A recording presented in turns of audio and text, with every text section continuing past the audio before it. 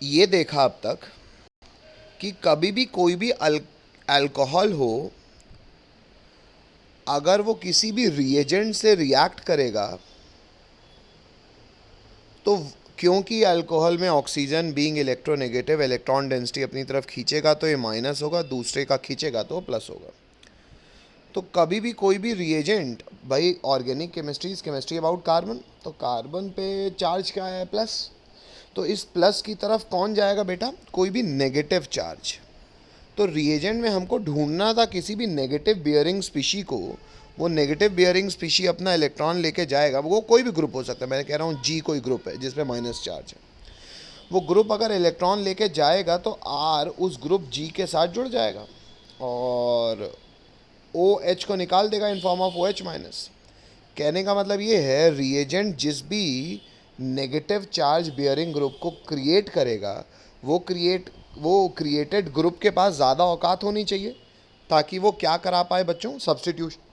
Hello hello.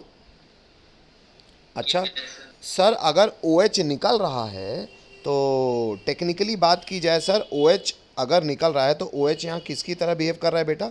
O H is behaving as a leaving group. क्या क्या? Leaving group. और बच्चों ये जो G माइनस है, यानी कि जो मैं एक काम करता हूँ, इसको G माइनस नहीं, एक्चुअली वही रिएक्टेंट लिखता हूँ जो मैं यूज़ कर रहा हूँ। हम एक्चुअली रिएक्टेंट का इस्तेमाल कर रहे हैं X माइनस का, है ना। तो ये जो X माइनस है जो कि अटैकिंग स्पीशी है, ये X माइनस अगर इलेक्ट्रॉन दे रहा है तो इसके पास इलेक्ट्रॉन देने की क्षमता ज़्यादा होगी, तब ना ये दे पाएगा और OH को कहेगा भाग यहाँ से, और वो लीव कर जाएगा। तो सब्स्टिट्यूशन तभी हो पाएगा जब आने वाले व्यक्ति की औकात ज़्यादा हो इलेक्ट्रॉन देने की। अब यही शायद हम कल लास्ट क्लास में डिस्कशन करते करते रुक गए थे। एक्चुअली हमने जो नटशेल में बात कह दी थी उसको विस्तार से कहने की आवश्यकता थी। हमने ये कहा था कि इलेक्ट्रॉन देने का बिहेवियर हमने सीधा बेसिक नेचर बोल दिया था। एक्चुअली बेटा इलेक्ट्रॉन देने के बिहेवियर केवल बेस के पास नहीं होते, मतलब बेस ने केवल ठेका नहीं लेके रखा है इलेक्ट्रॉन देने का, या अगर कोई भी इलेक्ट्रॉन दे रहा है तो बेस ही कहलाएगा। बेस इतना यूनिवर्सल शब्द नहीं है। हाँ, इलेक्ट्रॉन तो दिए जा रहे हैं, सच्चाई है। इलेक्ट्रॉन देने की टेंडेंसी एक्स माइनस की ज़्यादा है ओ एच से, इसलिए ओ एच निकल जाएगा, ओ एच एक लिविंग ग्रुप की तरह कट लेगा, ये भी सच्चाई है। पर बेटा इलेक्ट्रॉन ना देने का बिहेवियर को नॉमेनक्लेचर यानी कि टेक्निकल भाषा की इंग्लिश दो प्रकार से कैटेगराइज करती है। पहला कैटेगराइजेशन क्या होता है, इतना समझ में आता है? आगे बढ़ सकता हूँ? Hello hello. तो बेटा आपने फ़ोटो कल की तो बनाई हुई है, वो तो ठीक है, कंटिन्यूशन में ये बातें लिख लेना, और ये नोट वन में जेई भी डाल देना बच्चों, क्योंकि नोट वन आपसे कोई भी स्कूल लेवल पे पूछने नहीं वाला, ये तो मैं केवल आपको एक कॉमन सेंस दे रहा हूँ। तो नोट वन में बच्चों जेई डाल दो सबसे पहले, है ना, क्योंकि रिवीजन मुझे सुनना नहीं है ना। समझा ज़रूर रहा हूँ पर रिवीजन में सुनना नहीं चाहूँगा, बोर्ड लेवल से मेरा कोई मतलब नहीं। हाँ, लेकिन सर बोर्ड की चीज़ें और आसान लगने लगती हैं अगर कुछ कॉमन सेंस मिल जाए तो कॉमन सेंस ले लो बेटा। कभी भी इलेक्ट्रॉन दिए जाते हैं ना, तो वो व्यक्ति जो इलेक्ट्रॉन दे रहा है वो क्या कहलाएगा? जैसे मान लेता हूँ कोई इलेक्ट्रॉन दे रहा है बेटा, इलेक्ट्रॉन देने वाला व्यक्ति बेस कहलाएगा, तो मैं उसको बी से रिप्रेजेंट कर देता हूँ। इलेक्ट्रॉन देने वाला व्यक्ति बच्चों न्यूक्लियोफाइल भी कहलाता है, अगर आपको पता हो तो। Hello hello. तो सच्चाई ये है बच्चों, न्यूक्लियोफाइल, न्यूक्लियोफाइल का अर्थ होता है न्यूक्लियस लविंग। न्यूक्लियस, न्यूक्लियो मतलब न्यूक्लियस, फिलिक नेचर मतलब लविंग नेचर। तो बेस भी इलेक्ट्रॉन देता है, न्यूक्लियोफाइल भी इलेक्ट्रॉन देता है, ये बात तो सही है सर। तो सर दोनों एक एक चीज़ नहीं है, अलग है। हाँ बेटा अलग है। कैसे सर, क्या फ़र्क है? फ़र्क है बेटा इनके लेनदार पे। बेस का लेनदार पता कौन होता है बेटा? बेस का लेनदार होता है हाइड्रोजन। कैसा हाइड्रोजन? कोई भी हाइड्रोजन जो किसी इलेक्ट्रोनेगेटिव चीज़ से जुड़ा हो, क्योंकि वो इलेक्ट्रोनेगेटिव चीज़ इलेक्ट्रॉन खींचने की क्षमता रखेगी तो हाइड्रोजन पे आ जाएगा positive charge. Hello hello hello. तो बेटा एक्चुअली बेस भी इलेक्ट्रॉन देता है और न्यूक्लियोफाइल भी इलेक्ट्रॉन देता है, लेकिन बेस इनके रेसिपेंट्स अलग अलग हैं, इनके रिसीविंग एंड्स अलग अलग हैं।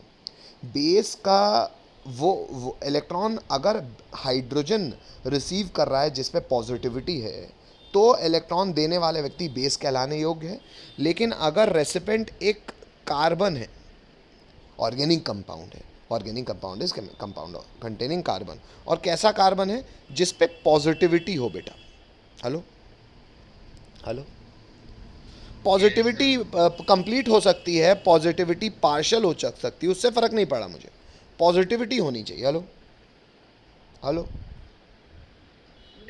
मैं चाहता हूँ आप ये फ़ोटो बना लो, मुझे रिवीजन नहीं कराना इस चीज़ का, लेकिन फ़ोटो आपको याद हो जाएगी शायद बेटा। तो what is difference between a base and a nucleophile master? देखो बेटा, जो बेस होता है वो भी इलेक्ट्रॉन देता है, जो न्यूक्लियोफाइल होता है वो भी इलेक्ट्रॉन देता है। फ़र्क है किसको देते हैं। बेस अगर इलेक्ट्रॉन दिया जा रहा है हाइड्रोजन को तो देने वाले व्यक्ति बेस कहलाएगा, अगर हाइड्रोजन दिया जा रहा है कार्बन को तो देने वाले व्यक्ति न्यूक्लियोफाइल कहलाएगा। हेलो, अरे बोलो यार, ठीक है। तो बेटा जो हमने ऊपर सब्स्टिट्यूशन रिएक्शन पढ़ा है ना, शायद आपको पता ही होगा। अरे यार, पॉजिटिविटी के माँ रही, कार्बन माँ की हाइड्रोजन माँ? कार्बन में। हेलो, अरे चेक कर लो ऊपर भाई। अच्छा, तो बात आती है क्या सर, अगर जो बेसिक नेचर है और जो न्यूक्लियोफिलिक नेचर है वो सेम नहीं होते? नहीं बेटा, उसके लिए गाइडलाइन दिखा देना, लेकिन ये भी जेई के लिए वैलिड है। आगे बढ़ रहा हूँ मैं, लिखेंगे बच्चों, आगे बढ़ जाऊँ? Yes sir. बच्चों लिखेंगे बेसिसिटी यानी कि basic nature, basicity is inversely proportional to nucleophilicity.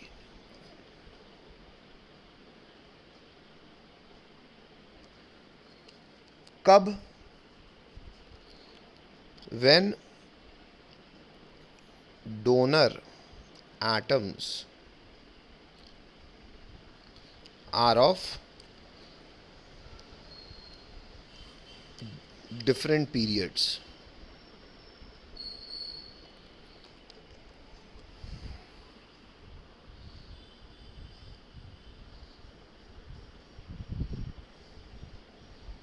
बात समझ में आती है?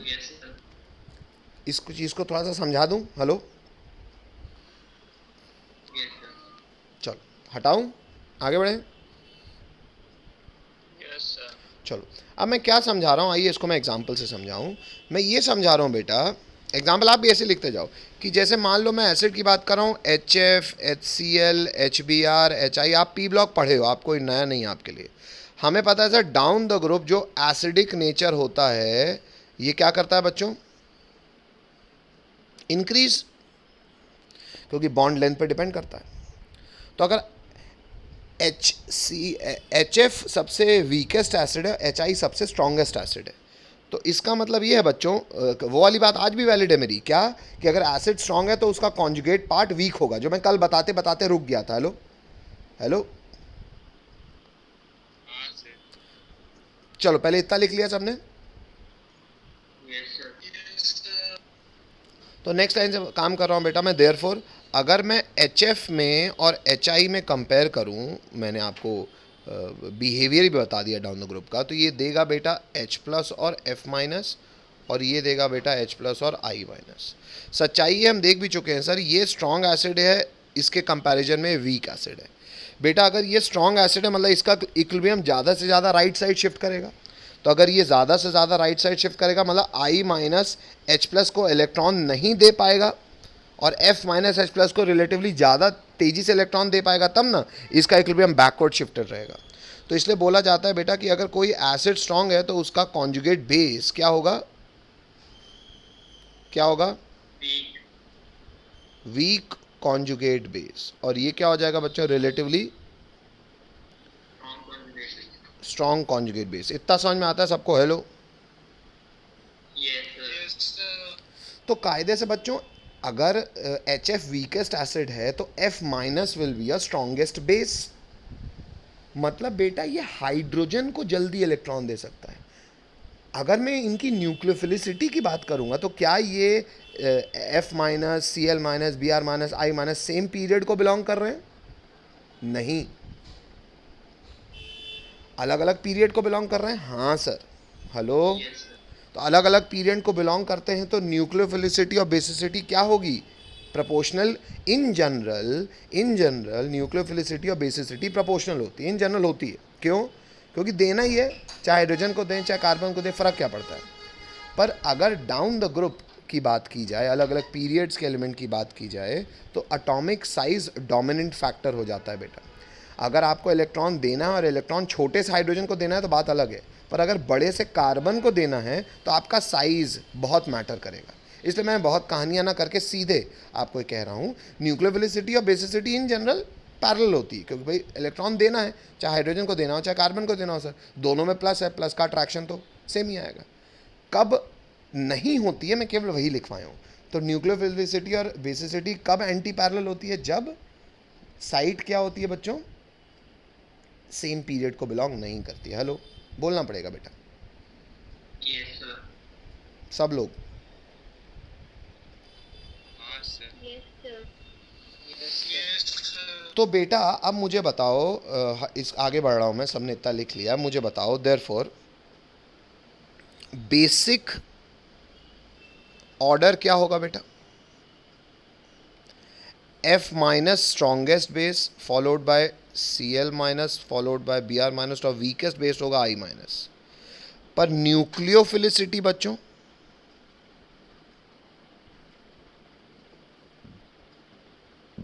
F माइनस वीकेस्ट होगा, उससे स्ट्रॉन्ग Cl माइनस, सब स्ट्रॉन्ग I माइनस। मानते हो? Hello, Yes, sir.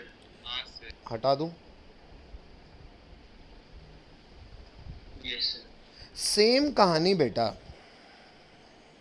आगे बढ़ूं? इतना लिख लिया सबने? Sir, एक मिनट. No, sir.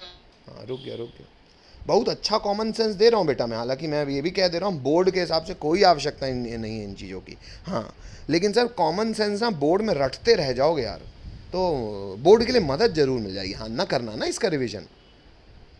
आज सुन लिया, एक रुझान तो मिल गया भाई। मान लिया बोर्ड में भी मैथ्स का पेपर तब अच्छा होता है जब ट्रिग्नोमेट्री के फॉर्मूले याद हों, लेकिन फॉर्मूले याद करना ना सर बहुत कठिन हो जाता है। थोड़ा सा अगर कुछ समझ में आ जाए ना तो फॉर्मूले याद करना आसान हो जाता है। मैं केवल ये कह रहा हूँ, मैं नहीं कह रहा आपको ये रिप्रोड्यूस करना है चीज़ों को, पर ये थोड़ा सा रुझान सुन लेता है ना आदमी तो बेसिक वो टेबल याद करना और अच्छा लगने लगता है।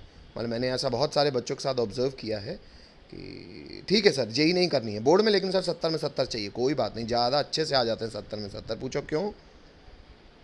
क्योंकि बच्चे का जब हाथ कट जाए ना, खून निकलने लगे, उसको कहीं और उसका ध्यान लगा दो, उसको दर्द नहीं होता।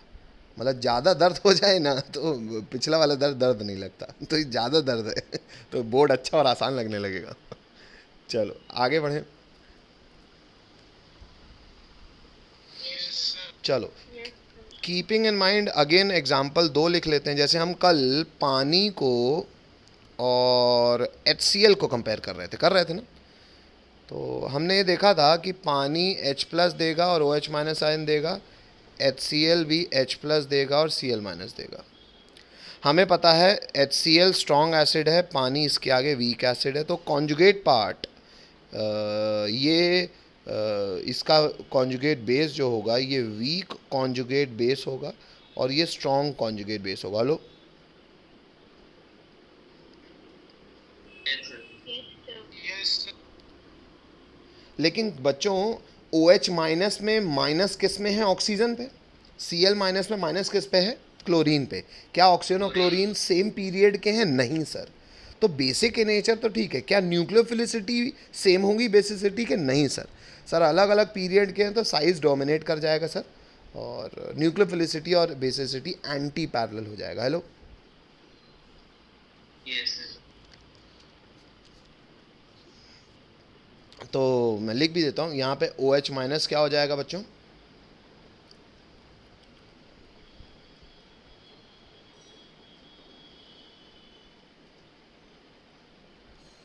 वीक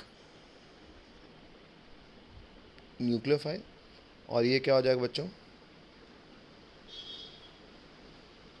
नहीं समझ पा रहे हो? बरा गए।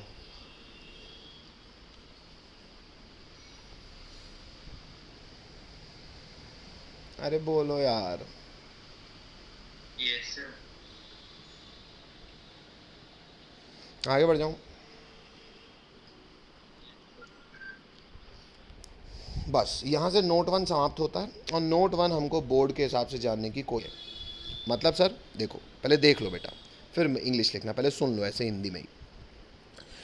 नोट 1 हम समाप्त होता है। नोट 2 में हम PCl5 के बारे में जान। सर यहाँ पे अगर आपने PX3 लिखा था तो यहाँ पे क्यों नहीं लिखा PX5? मन में सवाल आता है। शायद F के लिए तो मैं बता ही चुका हूँ सर, बॉन्ड लेंथ इतनी कम होती है कि टूटता ही नहीं है, टूटता नहीं तो आगे लगता ही नहीं है, ठीक है। तो सर यहाँ पे PX5 क्यों नहीं लिखा? बेटा एक्चुअली PX5 की बॉटल बना के आदमी बेच नहीं पाता। क्यों नहीं बेच पाता?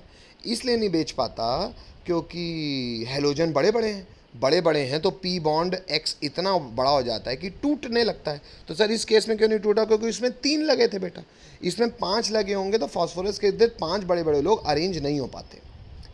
अच्छा, तो इसलिए यहाँ पे हमने केवल PCl5 यूज़ किया है। हालांकि कभी भी पेंटा हेलाइड यूज़ करो बच्चों तो बाय प्रोडक्ट में फ़र्क दिखेगा आपको। जब ट्राई हेलाइड यूज़ किया था बाय प्रोडक्ट H3PO3 था, ये फैक्चुअल बात है बेटा। और जब पेंटा हेलाइड यूज़ करोगे तो बाय प्रोडक्ट होगा POCl3 और HCl। अच्छा सर, मान लीजिए मेरे को ब्रोमीन और आयोडीन भी इस्तेमाल करना है तो मैं क्या चाह के भी पेंटा हेलाइड नहीं इस्तेमाल कर सकता? नहीं बेटा, आप ये पेंटा हेलाइड की भले बॉटल बाजार से नहीं खरीद सकते, आप इसको रन टाइम में बना सकते हो। कैसे बना सकते हैं सर?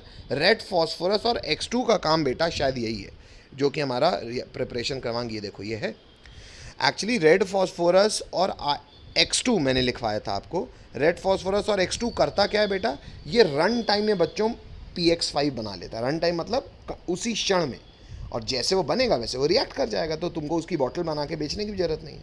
तो PX5 वाला रिएक्शन जो ब्रोमीन और आयोडीन नहीं कर पाते हैं, कोई बात नहीं, हमको उनकी बॉटल नहीं मिल रही है, कोई बात नहीं, हम उनको रन टाइम में बना सकते हैं। कैसे? रेड फॉस्फोरस और X2 के साथ। अगर आप देखोगे बाय प्रोडक्ट जो इस केस में मिल रहा है बेटा, वो आपको ये प्रमाण दे रहा है कि ये पेंटा हेलाइड ही बन रहा है, क्योंकि बाय प्रोडक्ट यहाँ भी POX3 और HX बन रहा है। बात समझ में आती है? Hello hello. तो PBr5 and PI5 are unstable as, it नहीं लिखना, एज दे लिखना ज़्यादा उचित इंग्लिश लगेगी। As they decomposes due to large size of halogen atom, hence they are prepared as follows। इतना लिखो दें कि रेड फॉस्फोरस और X2 का रिएक्शन PX3 बनाता है, तो टेबल में बाय प्रोडक्ट किसके चेंज होंगे बच्चों? टेबल में by product in that case गलत लिखे हुए हैं, क्योंकि सर PX3 के केस में बाय प्रोडक्ट क्या होता है? अगर ये RX बना है तो बाय प्रोडक्ट होगा बच्चों, हेलो, बाय प्रोडक्ट क्या होगा? SCP. नहीं समझ में आता है तुम लोग को क्या बोल रहा हूँ मैं?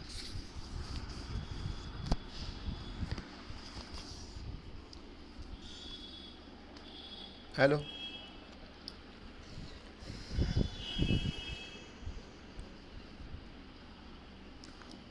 नहीं समझ पा रहे हो?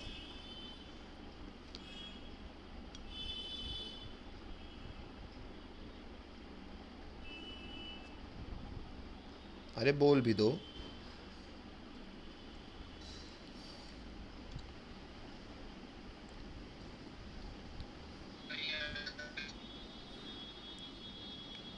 बोलो भैया।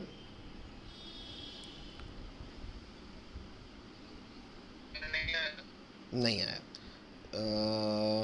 चलो एक बार फिर से सुन लो भाई, मैं ये बोल रहा हूँ कि PCl5 केवल हमने लिखा PX5 इसलिए नहीं क्योंकि PBr5 और PI5 की बॉटल बाज़ार में नहीं बिकती। क्यों नहीं बिकती?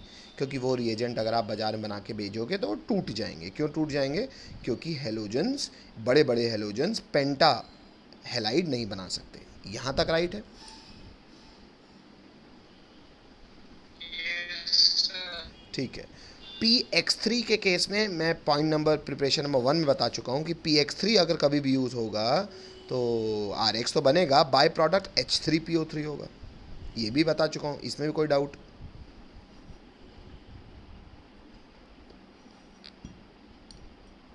No, sir. तीसरी जानकारी मैंने आपको दी कि रेड फॉस्फोरस और X2 भी PX3 बनाता है। तो अगर सर छठवें रिएक्शन में भी PX3 बन रहा है तो RX तो बन जाएगा। बाय प्रोडक्ट क्या होगा जो PX3 के केस में बाय प्रोडक्ट होता था? ट्राईहेलाइड के केस में बाय प्रोडक्ट क्या लिखा है अपन ने? H3PO3। पेंटाहेलाइड के केस में बाय प्रोडक्ट होता है POCl3 और HCl। ट्राईहेलाइड के केस में बाय प्रोडक्ट होता है H3PO3। तो यहाँ पे H3PO3 होगा, ये मैंने बोला। दिक्कत बोलो। तो नोट 3 डालेंगे हैं तो वो प्रक्रिया एक टेस्ट भी कहलाती है, उसे कहते हैं लुकास टेस्ट। अब ये है क्या? तो इंग्लिश लिखेंगे, this test is use to distinguish between 1 degree 2 degree and 3 degree alcohol. कहने का मतलब एल्कोहल से अल्काइलाइड बना तो लो, साथ में एल्कोहल की डिग्री का डिटेक्शन करने के लिए भी लुकास टेस्ट काम आता है। ये बताता है कि एल्कोहल 1 डिग्री है कि 2 डिग्री है कि 3 डिग्री। एल्कोहल की डिग्री वैसे ही देखी जाती है बच्चों जैसे अल्काइल हैलाइड की डिग्री मैंने आपको देखना सिखाया है। अल्काइलाइड हमें को पता है, हेलोजन जिस कार्बन से जुड़ा है वो फर्दर कितने कार्बन से जुड़ा है वो उसकी डिग्री बताता है, प्राइमरी सेकेंडरी टर्शियरी। याद है? Hello, Concentrated HCl plus ZnCl2 anhydrous. हाँ। व्हाट इज लुकास रिएजेंट, एक बार फिर से बताओ। Concentrated HCl plus ZnCl2 anhydrous. ये बेटा अपन ने ऊपर लिखा हुआ है ना, तो सीधा मैं आपको इस चीज़ का इस्तेमाल करके पहले बताना चाह रहा हूँ कि सर ये टेस्ट कैसे है। शायद आपने ये भी लिखा है ऊपर कि जब भी अल्काइल क्लोराइड बनता है लुकास रिएजेंट का इस्तेमाल करके तो बनने के बाद क्या देके जाता है? वाइट धुंध। आपने इंग्लिश में लिखा होगा वाइट टर्बिडिटी, दिख रहा है? Yes sir. एक्चुअली बेटा सर ये टेस्ट की तरह कैसे इस्तेमाल होगा, देख लो बेटा। अब आपको लिखना है बच्चों, बेटा अगर अल्कोहल 1 डिग्री है, 1 डिग्री मतलब OH जिस कार्बन से जुड़ा है फर्दर एक मतलब एक अल्काइल ग्रुप से जुड़ा है। ये कार्बन की चेन कितनी बड़ी हो, अल्टीमेटली ये कार्बन एक कार्बन की चेन से जुड़ा है, ऐसा अल्कोहल 1 डिग्री होगा। अल्काइल लाइट भी ऐसे होता था। तो 1 डिग्री अल्कोहल का रिएक्शन अगर मैं HCl से कराऊंगा ZnCl2 की मौजूदगी में, यहाँ पे केवल HCl यहाँ लिखा हुआ है और यहाँ LR लिखा है। LR मतलब लुकास रिएजेंट। कंसनट्रेटेड HCl और ZnCl2 मैंने वहाँ भी लिखवाया हुआ है, कैटलिस्ट की तरह इस्तेमाल होता है।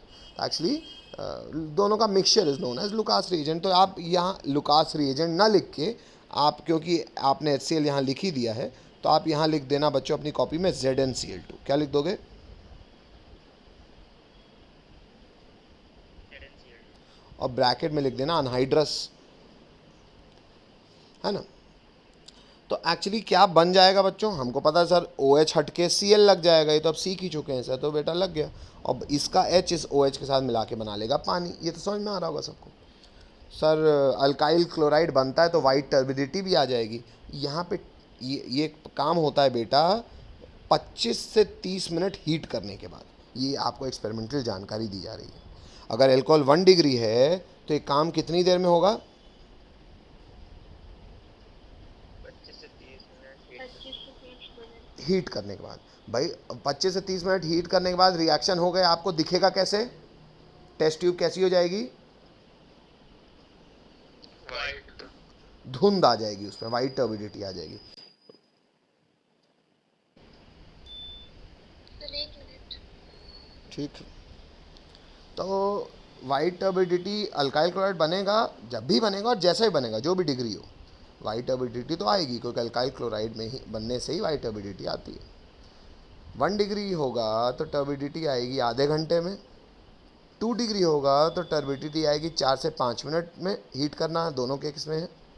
और 3 डिग्री में देख लेते हैं टाइम का क्या लगेगा। तो इसमें भी ZnCl2 anhydrous लिखना है। हाँ बेटा, ऑब्वियसली आप कंसनट्रेटेड HCl लिख रहे हो तो लुकास रिएजेंट लिखने की ज़रूरत नहीं है। अब आप उसको उसका दूसरा हिस्सा लिखना चाहिए, ZnCl2 अनहाइड्रस। ठीक है, हटा दूँ, आगे बढ़ जाऊँ। Yes sir. अब बेटा अगर अपन ने 3 डिग्री का इस्तेमाल किया तो क्या होगा? 3 डिग्री अल्कोहल है, HCl है, यहाँ भी लिख लेना अनहाइड्रस ZnCl2। बेटा एक्चुअली 3 डिग्री के केस में तुमको हीट करने की तक जरूरत नहीं है, बस ZnCl2 का एक डकरा छिड़कोगे, जैसे होता है ना थोड़ा सा, बस हल्का सा डाला। वो कभी वो किए हो अरे क्या दिवाली के टाइम पे करते हो ना, अरे हवन, तो वो एक तो आती है ना वो, उसको डालो तो मस्त एकदम आँख भक्क से उठती है। तो क्या बोलते हैं उसको, होता है ना, अरे वो उसको ऐसे डालो, ऐसा कुछ चूरे टाइप का होता है, मिट्टी जैसा, उसको डालो तो खट से आग वो देता है। कपूर में डालो उसको, मतलब वो वाइट वाला जो होता है उस पर आग नहीं, कपूर में नहीं, किसी में डालो तो एकदम भक्क से आग उठती है, देखा होगा आपने। खैर मैं पता नहीं अभी मिस कर रहा हूँ क्या नाम है उसका। तो एक्चुअली इसमें वाइट टर्बिडिटी भौक से आ जाती है। भौक से मतलब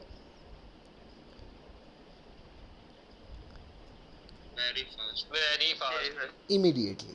तो actually time lag of occurrence of white turbidity will tell you whether the alcohol is 1 degree, 2 degree और 3 degree। लिखो तो हाँ बोलो। नोट 4 की इंग्लिश है भाई साहब, मैकेनिज्म ऑफ लुकास टेस्ट। अब मैं आपको ये भी बताऊंगा कि ऐसा क्यों हो रहा है, क्यों समय लग रहा है और क्यों समय नहीं लग रहा है उसमें 3 डिग्री में। कॉमन सेंस है, आइए, not so common but try करते हैं to make it common. Mechanism of Lucas test note 4 है हमारा, और इसमें हम कहानी आगे बढ़ाएंगे। सबसे पहले हम कहानी आगे बढ़ाने के पहले हम लिखेंगे इंग्लिश, और इंग्लिश लिखेंगे बेटा, लिखेंगे the mixture of concentrated HCl and anhydrous ZnCl2 in the ratio 1:1 is termed. इसमें केवल मैंने आपको ये जानकारी दी कि कंसनट्रेटेड HCl और अनहाइड्रस ZnCl2 का जो कॉम्पोजिशन है वो बराबर लेना है। भले वो दूसरा कैटलिस्ट है पर उसका अमाउंट उतना ही लेना है जितना आपने कंसनट्रेटेड HCl लिया है। Hello, yes sir. सर ये मैकेनिज्म तो नहीं हुआ है, तो फिर आप जानकारी दे रहे हो। अरे रह जाओ ना, बता रहा हूँ। मैकेनिज्म का अर्थ होता है बेटा कॉमन सेंस। जैसा कॉमन सेंस हमने स्टार्टिंग में नोट 1 में लिया है ना, वैसा नोट 4 में लेने की कोशिश करेंगे। इतना लिखो तो हाँ बोलो। समझ रहे हो कि बोरा रहे हो? चलो ठीक, आगे बढ़ते। कोई रोक रहा है? न रे विशाल सिंह, काय हाथ ऊपर करते? गलती से। अरे तो हैंड डाउन करना पड़ता है मेरे को। चलो, इस टर्म्ड एज लुकास रिएजेंट लिख दो बेटा। इस टर्म्ड एज लुकास रिएजेंट लिखो तो हाँ बोलो।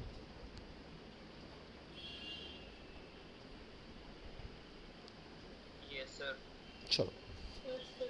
अब बेटा जानने की कोशिश करते हैं मैकेनिज्म, और मैं ये दीदी की राइटिंग अच्छी है तो मैं मदद लूँगा इसी की। और देखो आपको मैं समझा देता हूँ। लिख, ये बच्ची ने सुंदरता से लिखा हुआ है तो आप इसी का देखो, पहले सुन लो बेटा, लिखना नहीं। मैं बेटा ये जो रिएक्शन होता है ना, ये रिएक्शन होने का पहला स्टेप क्या है? कॉमन सेंस पहले देखना है ना, लिखना मत। एल्कोहल का रिएक्टेंट है सर, और ZnCl2 कैटलिस्ट है जो कि पहले इस्तेमाल होता है। स्टेप 1 में पहले यही एल्कोहल के पास जाता है। क्यों जाता है ये जान लेते हैं। एल्कोहल के बेटा ऑक्सीजन के लोन पर इसलिए दर्शाए जा रहे हैं क्योंकि आपको ये दर्शाया जा रहा है कि यहाँ पे एल्कोहल का जो ऑक्सीजन है वो बिहेव कर रहा है एज अ लुइस बेस। भाई इलेक्ट्रॉन दिए जाते हैं, लोन पर डोनेट किए जाते हैं, वो बेसिक नेचर होता है। बताने वाले व्यक्ति लुइस था, इसलिए ऐसे बेस को लुइस बेस कहते हैं।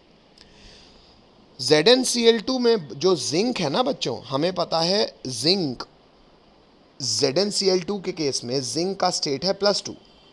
तो सर जिंक अगर +2 के स्टेट में है तो ये इलेक्ट्रॉन डेफिशिएंट होगा। भाई positive charge will try to gain electron, and whatever who has a tendency to gain electron according to Lewis it behaves as an acid. Hello hello, yes sir. the reason why I've written anhydrous and the reason of the word anhydrous, prominence of the word anhydrous is, अगर बेटा पानी होता तो पानी के oxygen के loan पर ही इस ZnCl2 को संतुष्ट कर लेते। हेलो हेलो, अगर पानी होता, हल्का सा भी पानी होता, तो उस पानी के ऑक्सीजन के लोन पर ही इस ZnCl2 को, उसके +2 को वो इलेक्ट्रॉन दे के सेटिस्फाई कर लेते। हेलो, तो ZnCl2 के जिंक को भूख लगती नहीं लगती?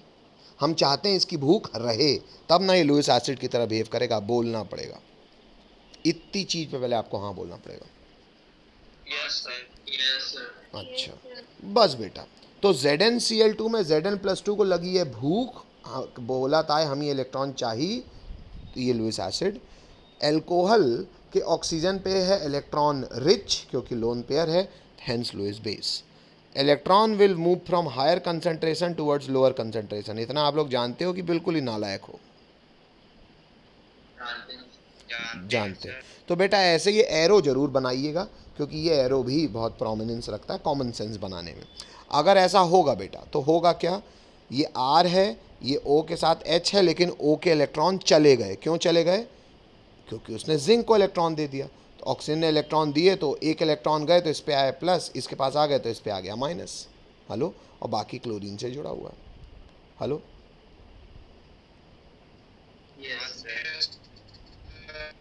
इतना लिखो बेटा, ये प्रोटोनेशन मत लिखना, केवल इतना लिखो पहले। प्रोटोनेशन अभी आपको ये सब पता ही नहीं है, ये हमको नहीं दिख रहा।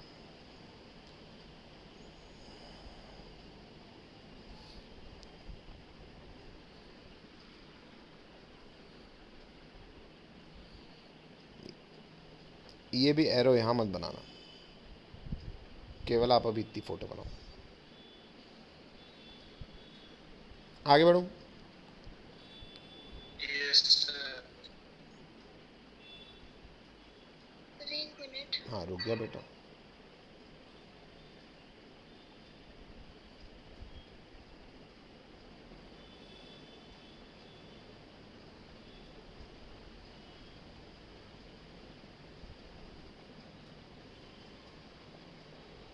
यस सर हो गया।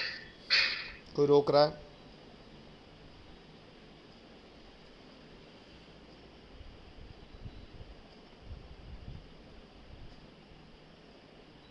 नहीं रोक रहा। हाँ हटा रहा हूँ बेटा। नेक्स्ट स्टेप 2 लिखेंगे बच्चों। स्टेप 2 लिखेंगे बच्चों। स्टेप 2 में पहले इंग्लिश लिखेंगे, formation of carbocation.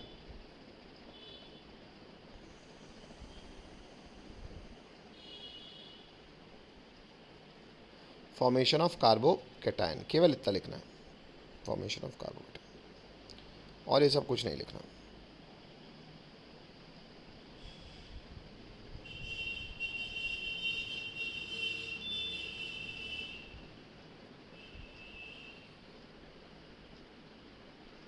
Yes sir. हटा दूं, आगे बढ़े? Yes.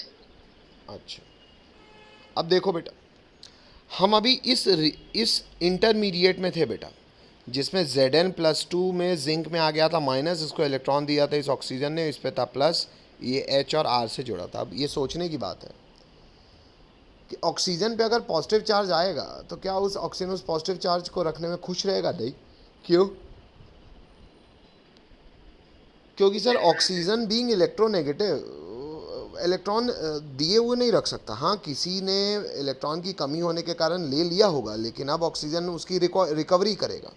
रिकवरी करेगा मतलब ऑक्सीजन अब बाजू वाले बॉन्ड से कहेगा ये अब मेरे को इलेक्ट्रॉन दो।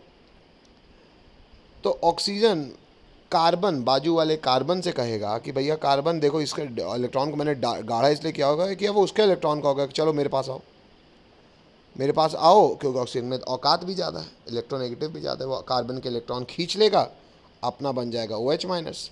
अल्टीमेटली कार्बन इस R के साथ क्या हो गया? R बन गया R+।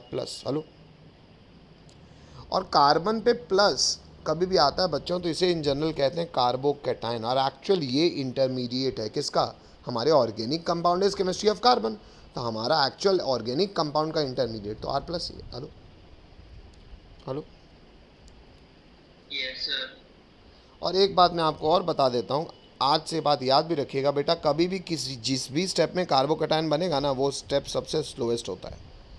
ये आपको एक्सपेरिमेंटल डिटर्मिनेशन बता रहा हूँ मैं, क्योंकि कार्बोकैटायन तब तक बनता रहता है जब तक वो स्टेबलाइज ना हो जाए, इसलिए कार्बोकैटायन का बनना is always the slowest step.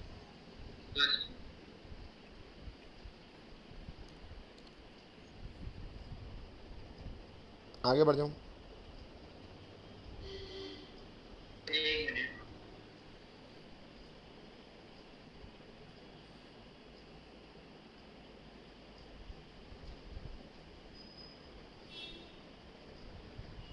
Yes, sir. कोई रोक रहा है?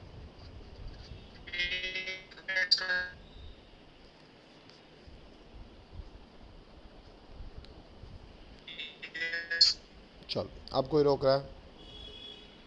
नहीं रोक रहा। अब देखो बेटा, अगर सर ये कार्बोकैटायन बन गया है तो सर इससे क्या सीख लिया हमने?